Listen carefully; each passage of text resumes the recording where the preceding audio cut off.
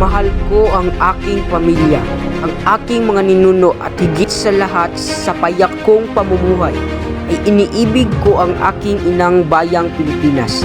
Sapagkat dito'y ako'y namulat, nagdaan sa dusa at nangarap na makalaya mula sa mapanlupig na pang-alipusta ng mga dayuhang Kastila. Ako ang inyong lingkod na si Elias, isang lalaking may aking katapatan at matapang na pamilya.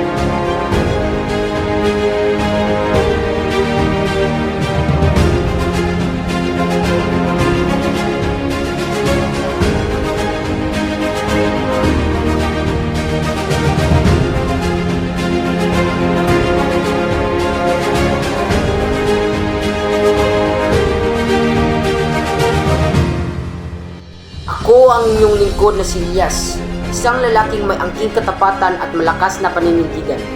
Aking nasisiguro sa daang tinatahak ko ay hindi ito magugustuhan ng aking pamilya.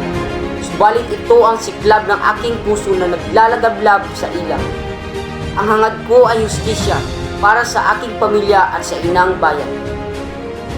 Sa ulirat ko'y na laging bumabalik tanaw ang pangyayaring naging sanhi kung bakit ako palaging lumalaban para sa aking naging. Isang lalaking sa akin ay nagligtas mula sa dabuhalang buhaya na sa akin ay umatake. Kaibigan kong Crisostomo, mananatili ang aking katapatan sa sandaling ito. Sa aming pag-uusap ay marami akong napag-alaman.